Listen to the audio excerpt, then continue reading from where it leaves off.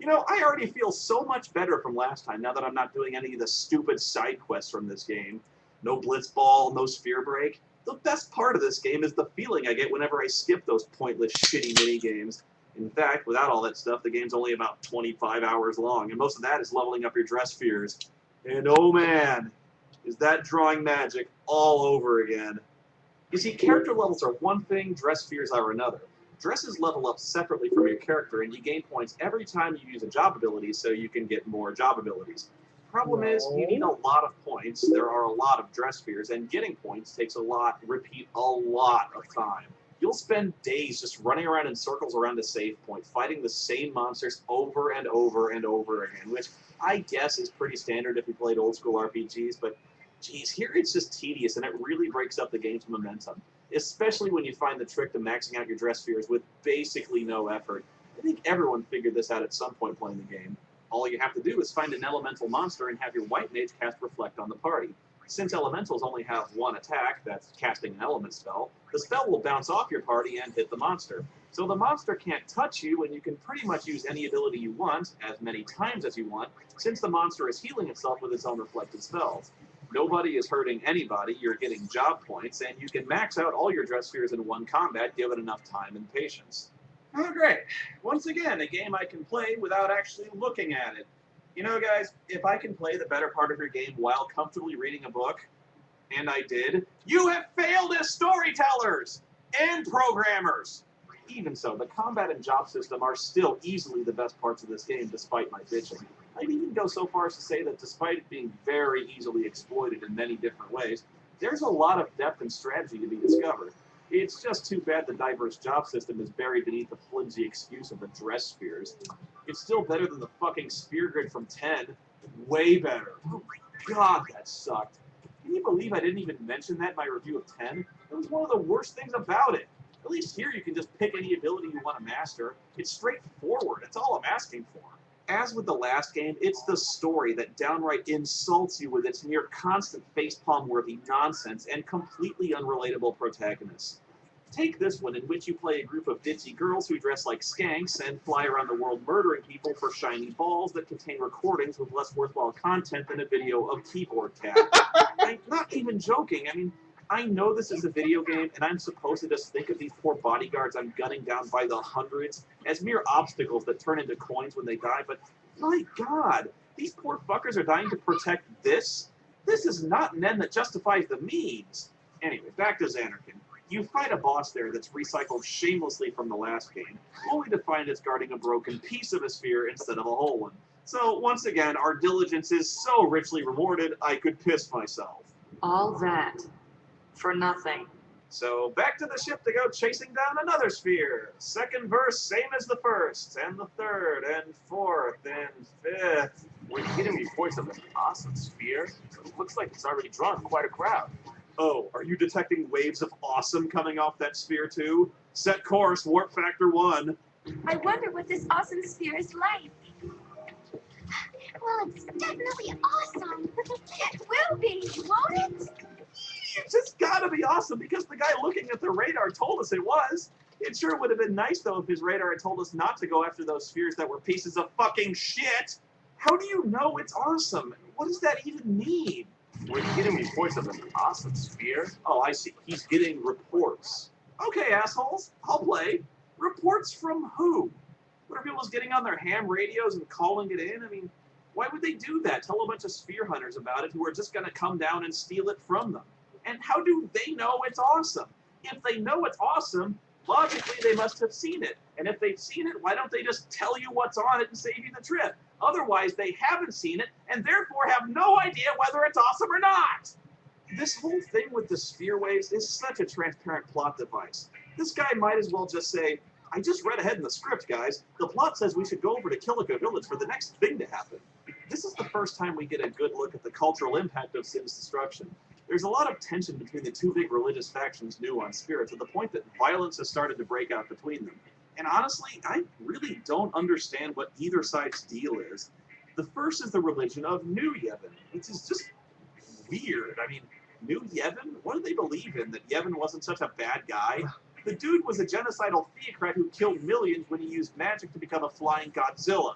At the risk of violating Godwin's law, isn't that a lot like being a neo-Nazi? Why would anyone join New Yevon when Yevon was the guy who butt-fucked this very village with a goddamn tsunami? As for the Youth League, I guess their organizing principle is not being old? Wearing ridiculous thongs? I don't know. It's really not much of a theology, even compared to New Yevon. I mean, say what you like about the tenets of National Socialism, dude. At least it's an ethos. I don't know. Maybe the writers are trying to illustrate some kind of generational gap, which might resonate just a little bit better if I ever saw a single character in this game over the age of 30 except Macon. He's dead. When you get to where the awesome sphere is, the Youth League is besieging the New Yevon Temple and trying to extort the sphere away from them. That's when the New Yevon guys, who I remind you are explicitly against the use of Machina, attack you with a fucking Judge Dredd battle robot. Nice knowing you. And does a single member of the Youth League help you out in this fight? Hell no. There is no way this awesome sphere can possibly live up to the hype, you know. Come on, what could be on this sphere that's so awesome?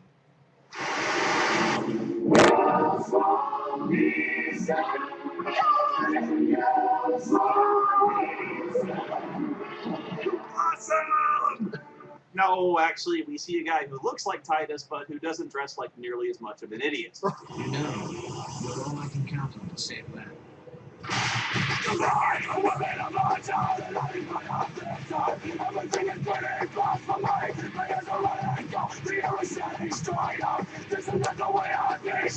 Gotta admit, not really feeling the awesome on this one. I guess if we're grading on a curve of all the spheres we've seen so far, maybe. Well, now this isn't any fun at all. I really gotta let off some steam. What do you got in mind? Oh, yeah. Why don't we ask you next dance? That's a good idea, weird, gas mask wearing, perverted freak child. Why are you wearing a gas mask? Oh, that's it! You must think our sanity depends on it. That sounds like an order, Yuna. Well, she's strangely into the idea. Mm, And here the flimsy plot gets derailed completely so you can prepare for a concert. You pick yeah. up some hitchhiking musicians whose costumes are so ridiculous and awkward they can't even walk. Oh, what? You think I'm exaggerating? You think I'm nitpicking? These assholes are literally stuck in the hallway, unable to move, and need to be pushed into the elevator to do the concert. This is a thing that is actually happening. I mean, why? Why do I have to do this? And why are the controls for this so fucking atrocious? All I want to do is push these fuckers in the elevator, but it's a task that's virtually impossible because the controls are so goddamn crippled. I mean, look at... I want to push the guy forward in a straight line in the elevator, but it's like they move around like on a fucking air hockey table or an ice rink or something. And oh, Jesus, I gotta do this 2 more times? I can barely get behind these guys, let alone see them. I mean, oh, what the fuck is this? It Christ, wasn't the that fucking camera is hard. horrible. I just want the fat bitch to go in the fucking elevator. I mean, what the fuck? In real life, this wouldn't be a problem. You just get behind the fucker and push, but in no way, with no combination of mind-altering fucking drugs, could anyone think this is a well-designed, interesting, fun party. Like, I mean, look at this. What the fuck am I doing? I am pushing a fat fucker with bongos strapped to his gut into an elevator. If he'd fucking go in, I mean, oh, fuck, what the fuck? He bounced. He bounced out of the elevator, and now he phased through solid matter. I mean, what the fuck are these guys anyway? Of course, they'd have to be furries, even though we never see a single representative of their respective races outside of this fucking concert.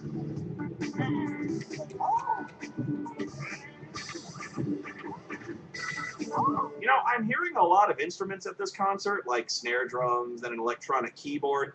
But you know what I'm not hearing is a blue fucking lizard slapping gut bongos, a man-sized eagle strumming a fucking harp, and a nightmare cat creature simultaneously playing a didgeridoo, and some kind of 2-headed horn I can only assume is attached directly up his ass.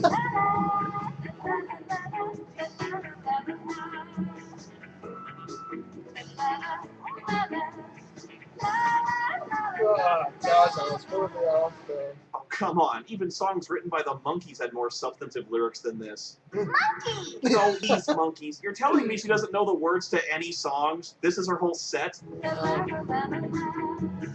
This music is almost as bad as that one time I got tricked into going to the Nostalgia Chicks accordion recital.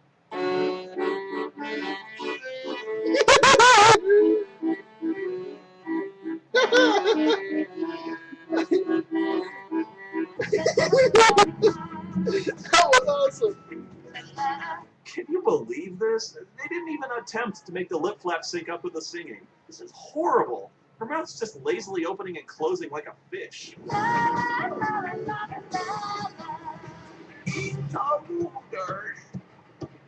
Anything missing? Still investigating. The broken sphere from the Xanarchy ruins is missing. Looks like the burglar left us a present. Oh, I guess the sphere wave detector was broken when she brought that fucking beast on board your own ship. Okay, last time I rag on the sphere waves, I promise. But come on, I'm a little confused here. I thought spheres were some kind of ancient technology made of fireflies or the souls of the dead or some crap. But apparently anyone can make them anytime they want with custom logos. Who's on top now, Dull Wings? It'll be 1,000 years before you can take on the mighty LeBlanc. That's right, Dullwing. Once again, you see the power of the imperious forces of the fuck. Can't stop it. I have Parkinson's. Oh my God, seizure. Okay, time out.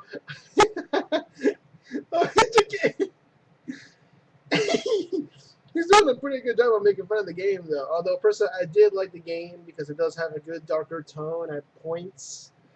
But he's doing a really good job making fun of it. Stay tuned for part 2.